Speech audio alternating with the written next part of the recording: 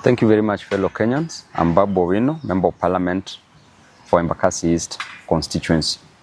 I want to take this opportunity to condemn the gruesome murder of one Albert Ojwang at Central Police Station, Nairobi.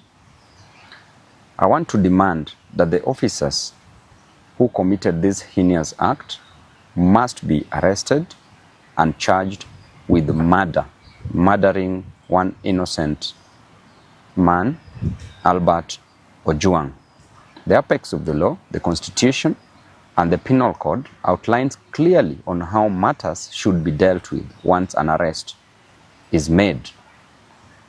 Going to an extent of murdering an innocent man, moving all the way from Nairobi, wasting government resources in the name of Subarus, going down to Mutembei, passing so many counties to arrest one person whose only mistake was to speak the truth on social media, was only to outline how Kenyans are suffering, was only to show Kenyans that there is high cost of living, that there is overtaxation, and that there is unemployment in this country.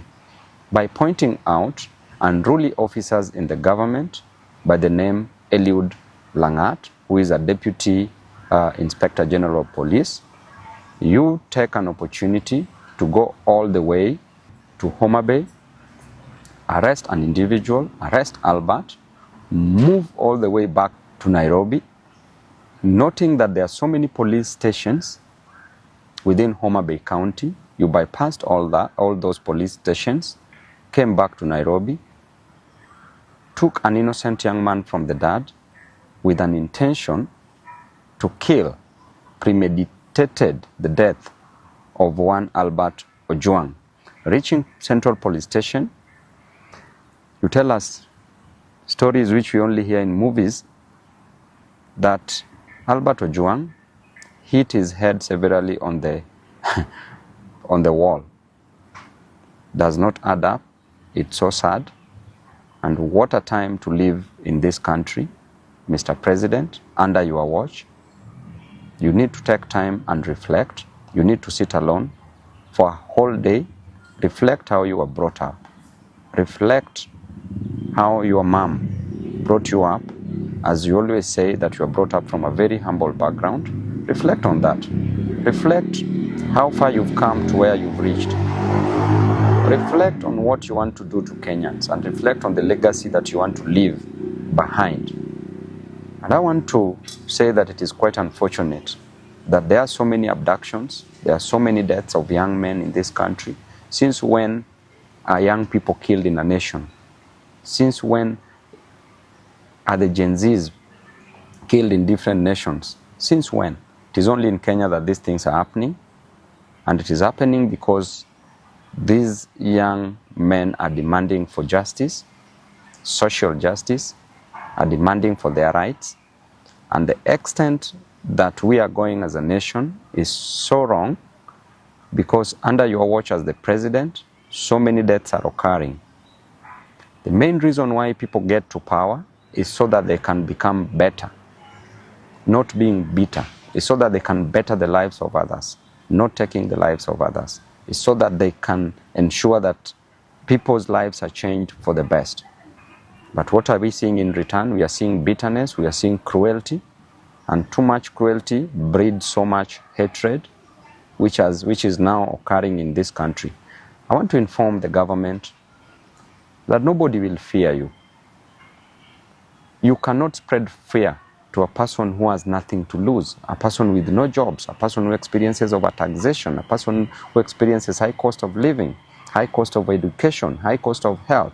You cannot make such a person be fearful.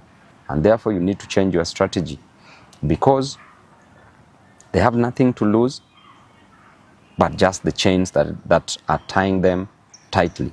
And I can assure you that within no time, there will be serious actions in this nation because people are hurting, people are going through a lot, people are depressed.